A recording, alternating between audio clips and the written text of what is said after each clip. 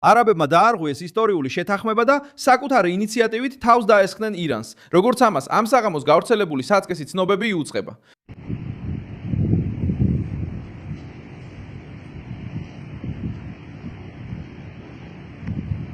იმ დროს, როცა აფეთქებები ირანის სხვადასხვა წერტილში ხდება და რეჟიმი მაქსიმალურ მზადყოფნაშია, ინფორმაცია ჯერ არ შეიცავს ოფიციალურ სიას მონაწილე ქვეყნების შესახებ, მაგრამ პოლიტიკური გავლენა უკვე მძიმეა. ირანი, რომელმაც წლების განმავლობაში მილიციები, მუქარები, სპარსეთის ყურეში, ბირთვული შანტაჟი და არაპირდაპირი თავდასხმები ზეწოლის ინსტრუმენტად გამოიყენა, ახლა თავად ხედვაც ცეცხლს საკუთარი ქვეყნის სენსიტიურ რეგიონებში. ბუშერი, ბუქსერი, შაბაჰარი, ბანდარ-აბასი, კონარაკი, კერმანი და სხვა რეგიონების გამოჩნდა აფეთქებების, საჰაერო თავდაცვისა და სტრატეგიულ ობიექტებზე მიყენებული ზიანის შესახებ გავრცელებულ ცნობებში. ისრაელი ამასობაში აკვირდება ზეწოლას ახდენს და აშკარად მიანიშნებს, რომ შეუძლია კიდევ უფრო ძლიერი დარტყმა მიაყენოს თუ რეჟიმი ბირთვულ და სამხედრო გზას გააგრძელებს. სინამდვილეში ისრაელში მიიჩნევენ, რომ სწორედ ამას ვიხილავთ მომდევნო დღეებში. დარტყმების გაცვლა ირანსა და ისრაელებს შორის და ეს არის მთავარი საკითხი. ირანსა და შეერთებულ შტატებს შორის. Esse é o ponto. Entre o Irã e os Estados Unidos. ამ ეტაპზე როგორც ჩანს, ისრაელი არ არის ჩართული. მიჩნეულია, რომ ამ ეტაპზე ეს ამერიკული საკითხია და არა ისრაელის საქმე. თუმცა ისრაელში მაღალი თანამდებობის პირები სურთ დონალდ ტრამპისგან მწვანე შუქი მიიღონ, რათა განაახონ თავდასხმები ირანში. ღამით გაჩნდა კითხვა, რომელიც თეირანს აწუხებს. თუ არა ამერიკელები, მაშინ ვინ მიიღო მოქმედების გადაწყვეტილება? რატომ შეიძლება სპარსეთის ყურის ქვეყნები ძველი სიფრთხილის დარღვევას და ახლა ირანზე დარტყმას გადაწყვეტდნენ? როგორ აუხსნის რეჟიმი საკუთარ ხალხს, რომ მის მტრებს თითქოს აღარ ეშინიათ? ამასაც მალე გეტყვი. თუ ასეთი პირდაპირი და კონკრეტული კონტენტი მოგწონს, გამოიწერე არხი, რადგანაც ყოველდღე ასეთ ვიდეოებს ნახავ. ირანში აფეთქებების შესახებ ცნობები ერთდროულად რამდენიმე ადგილიდან გავრცელდა. ბუშერი ყურადღებას იქცევს, რადგან იქ მდებარეობს ირანში მოქმედი ერთადერთი ბირთვული ელექტროსადგური. შაბაჰარი კიდევ უფრო მნიშვნელოვანია სტრატეგიული თვალსაზრისით, რადგან ის ირანის ერთადერთი ღრმაწყლოვანი პორტია ინდოეთის ოკეანეში, ჰორმუზის სრუტის გარეთ. ბანდარ-აბასი კიდევ ერთი გადამწყვეტი წერტილია, რადგან ის დაკავშირებულია ირანის საზღვაო კონტროლთან და იმ ზეწოლასთან, რომელსაც რეჟიმი ცდილობს საერთაშორისო ნავიგაციაზე მოახდინოს. არსებული ინფორმაციით თავდასხმები განხორციელდა ბუშერში, ჯაჯარში, შოგადაკში, კონარაკში, ბანდარ-აბასში და კერმანში. ასევე გავრცელდა ინფორმაცია აფეთქებების შესახებ ავაზში და შაბაჰარში. ამ ადგილების ნაწილში სავარაუდოდ გააქტიურდა საჰაერო თავდაცვა, რაც მიუთითებს, რომ რეჟიმმა სცადა პასუხის გაცემა ან რომელიმე საფრთხის ჩაჭრა. თუმცა ავტორობა კვლავ ყველაზე სენსიტიურ საკითხად რჩება. შეერთებული შტატები სხვადასხვა ვერსიით ფიგურირებს საინფორმაციო საშუალებებში. ზოგიერთ შემთხვევაში ისინი სახელდებიან როგორც წინა თავდასხმების პასუხისგებელი ირანულ ობიექტებზე, მაგრამ contra-alvos iranianos. სხვა ცნობებში მაღალი რანგის ამერიკელი ოფიციალური პირი უარყოფს, რომ ამერიკის შეიარაღებული ძალები ახორციელებენ ამ ღამის ახალ ტალღას. სწორედ აქ კრიზისი კიდევ უფრო ფეთქებად ხასიათს იძენს. თუ ამ ღამის თავდასხმები შეერთებული შტატების მხრიდან არ არის განხორციელებული, სპარსეთის ყურის ქვეყნების მონაწილეობის ჰიპოთეზა ომს სულ სხვა წონას ძენს. დიდი ხნის განმავლობაში რეგიონის არაბული ქვეყნების მთავრობები ერიდებოდნენ ირანთან პირდაპირ ღია დაპირისპირებაში შესვლას. მიუხედავად იმისა, რომ მათ ემუქრებოდნენ, განიცდიდნენ თეირანის მოკავშირე ჯგუფების თავდასხმებს და ენერგეტიკასა და ნავიგაციაზე შანტაჟს. ეხლა თუ ამ ქვეყნებმა მართლაც გადაწყვიტეს დამოუკიდებლად იმოქმედონ, ირანის რეჟიმმა მხოლოდ სამხედრო პოზიციები კი არა, უფრო მეტი დაკარგა. მან დაკარგა ფსიქოლოგიური ფარი, რომელსაც მეზობლების დასაშინებლად იყენებდა.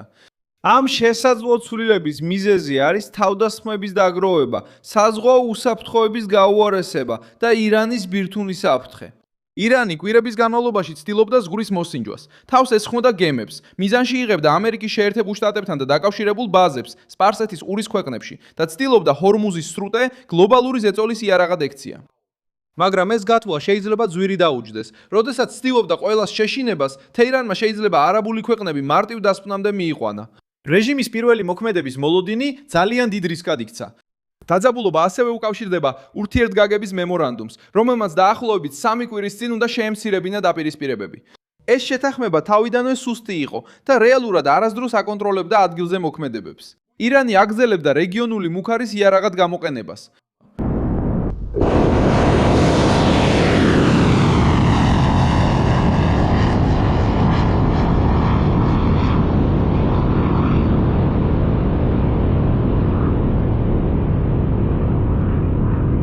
შეერთებულმა შტატებმა ირანულ სამიზნეებზე კვლავ მიიტანა იერიში. მას შემდეგ რაც კომერციულ გემებზე თავდასხმაში დაადანაშაულეს. ისრაელი მიუხედავად იმისა, რომ აცხადებს, თითქოს ამ ახალ შეტაკებებში არ მონაწილეობს, ყველაფერს ყურადღებით აკვირდება და თავის ძალებს მზადყოფნაში ამყოფებს. შედეგად გვაქვს ცეცხლის შეწყვეტა, რომელიც მხოლოდ ქაღალდზე არსებობს და სერიოზულ გამოცდას ვერ უძლებს. ისრაელი იმ მოთამაშედ ჩანს, რომელიც ყველაზე კარგად ესმის ირანის რეჟიმის ლოგიკას. ისრაელის თავდაცვის მინისტრმა უკვე განაცხადა, რომ არმია მზად არის ირანს მესამედას დაესხას თავს, კიდევ უფრო დიდი ძალით თუ საჭირო გახდება. გზავნილი მარტივია. თეირანი უსასრულო დროს ვერ მიიღებს თავისი ბირთვული და სამხედრო საფრთხის აღსადგენად. ისრაელის მაღალი თანამდებობის პირებიც თითქოს ზეწოლას ახდენენ დონალდ ტრამპზე, რომ მწვანე შუქი მისცეს ახალ პირდაპირ შეტევას. ჯერჯერობით ისრაელი აცხადებს, რომ მიმდინარე თავდასხმებში არ მონაწილეობს, მაგრამ თეირანში ამას ვერავინ უგულებელყოფს. ბელგიაც ჩაერთო დებატებში მნიშვნელოვანი განცხადებით ირანის ბირთვულ პროგრამაზე. ბელგიის პრემიერ-მინისტრმა განაცხადა, რომ სამართლიანად მიიჩნევს ირანისთვის ბირთვული იარაღის შექმნის შეჩერების მცდელობას, თუმცა თავად ოპერაციების განხორციელება კითხვის ნიშნის ქვეშ დააყენა. ზევადაურას ბოლო თავდასხმები ირანზე და რატომ არ გეშინიათ, რომ ეს დაჩრდილავს ამ სამიტს? კარგი, მე ვფიქრობ, რომ ნამდვილად სამართლიანია ირანისთვის ბირთვული იარაღის შექმნის თავიდან აცილების მცდელობა. რა თქმა უნდა, თუ ოპერაცია კარგად იყო დაგეგმილი და კარგად შესრულდა, ეს უკვე სრულიად სხვა საკითხია. ხომ არ ჩანს, რომ ყველაფერი კარგად არ მიდის?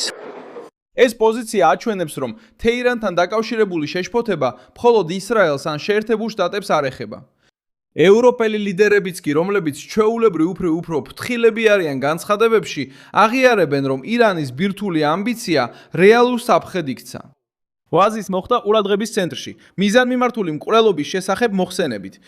ლირეზა ქოდადადი, რომელიც დაკავშირებულია ისლამური რევოლუციური გვარდიის პროვინციის კონტრაქტორ ვალი იასერთან, სავარაუდოდ თავდასხმის სამიზნე გახდა. ქუზისტანის პროვინციაში რეჟიმის სტრუქტურებზე ზეწოლა მხოლოდ პორტებსა და ბაზებს არ შემოიფარგლება.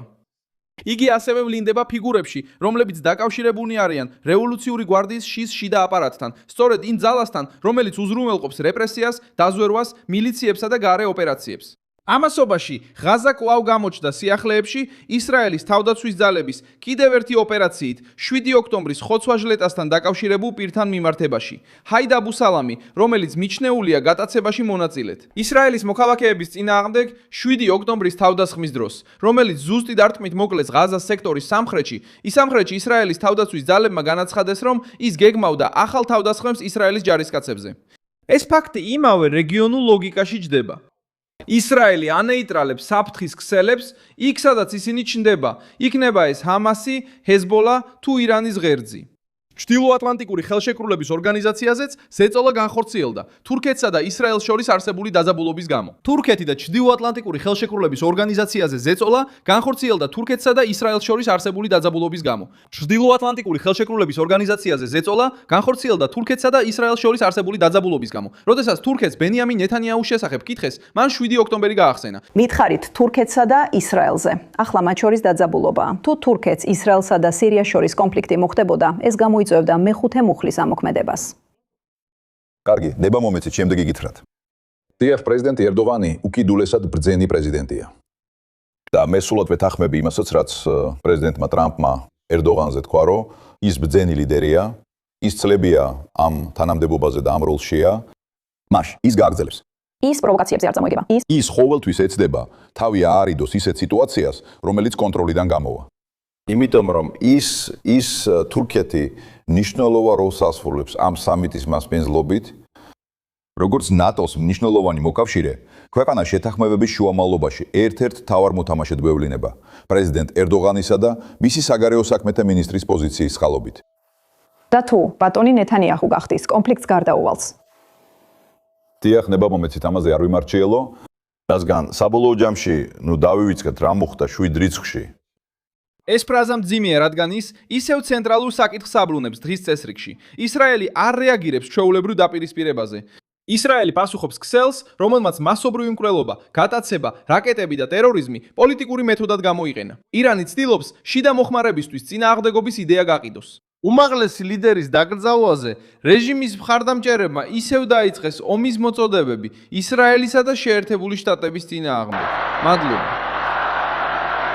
გარდაცვლილი ძმა ამბობდა, მოკლავთ, ჩვენი ხალხი კიდევ უფრო გამოფხიზლდება. ორი ღამეა დაიწყეთ, გონიათ თქვენი ეს თავდასხმები შეგვაშინებს. არა, სინამდვილეში მზად ვარ, უფრო მომზადებულები ვართ ვიდრე ადრე. ჩვენ ამას ვაცხადებთ როგორც თქვენთვის, ასევე იმ ძაღლებისთვის, რომლებიც თქვენს რეგიონში გამოუშვით. ჩვენ კიდევ უფრო მტკიცედ ვაგრძელებთ ვიდრე ადრე. ვაცხადებთ ამას როგორც თქვენთვის, ასევე იმ ძაღლებისთვის, სანამ თქვენი ბოროტი და ბნელი ჯრდილი არ მოიხსნება ამ პლანეტიდან. ჩვენ არ შევწყვეთ წინააღმდეგობას და ჯიხადს. მაგრამ პულისებს მიღმა რეჟიმი მძიმე რეალობას აწყდება. მისი პორტები დაუცველია, მისი ბაზები ზეწოლის ქვეშაა, მისი საჰაერო თავდაცვა კვლავ გამოცდას გადის, მისი მოკავშირეები კი ვეღარ აკონტროლებენ კრიზისის ტემპს. და მისი არაბი მეზობლები, რომლებიც ადრე უფრო ფრთხილები იყვნენ, ეხლა იწყებენ მოქმედებას ისე, თითქოს მიხვდნენ, რომ თეირანის შიში აღარ შეიძლება იყოს რეგიონის წესი. ანტი-IS-ის და პალესტინის მხარდამჭერი აქტივისტის სიკვდილი შეერთებულ შტატებში, რომელიც ირლანდიაში გარდაცვლილი იპოვეს, ასევე საერთაშორისო საჯარო დებატებში სხვა გზით შევიდა: იმიგრაცია, იდეოლოგიური აქტივიზმი და რეალური რისკი. საქმე ჯერ კიდევ გამოძიების პროცესშია, მაგრამ ირლანდიის პოლიციის მიერ დასახელებული ეჭუმიტანილი სავარაუდოდ იმიგრანტია, რომელთანაც მას ურთიერთობა ჰქონდა. ეს გვეხმარება ვაჩვენოთ, თუ როგორ ერევა საგარეო პოლიტიკა, აქტივიზმი და იმიგრაცია ისეთ ნარატივებში, რომლებიც ხშირად უგულებელყოფენ რეალურ საფრთხეებს, მანამ სანამ უკვე ძალიან გვიან არ ხდება.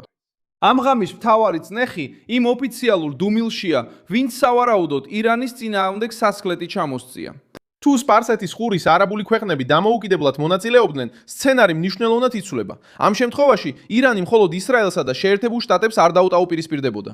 ის მიიღებდა იმ მეზობლების რეაქციას, რომლებმაც ძალიან დიდი ხანი გაატარეს მუხარების მოსმენას მოსმენაში, ხედავდნენ როგორ აიარაღებდა რეჟიმი რადიკალურ ჯგუფებს და ცდილობდნენ დაეცვათ ენერგიის სასიცოცხლო მარშრუტები, მაშინ როცა თეირანი ქაოსით თამაშობდა. თეირანი სურდა რომ მუხარის ცენტრი ყოფილიყო. ეხლა კი იწყებს იმის გააზრებას, რაფასის გადახდა უწევს, როცა ერთდროულად რამდენიმე მხრიდან ხდება სამიზნე. დიდი მადლობა რომ ეს ვიდეო ბოლომდე ნახეთ. მხარი დაუჭირეთ ჩვენს პროექტს და ფინანსური წვრილის შეტანა იმ ფიქსის გასაღების საშუალებით, რომელიც თქვენს ეკრანზე ჩანს. ჩვენ ვართ დამოუკიდებელი არხი, რომელიც მიზნად ისახავს, რომ თქვენ ყოველთვის მიიღოთ სიმართლე. თქვენი მხარდაჭერა გვეხმარება, რომ საქმიანობა გავაგრძელოთ.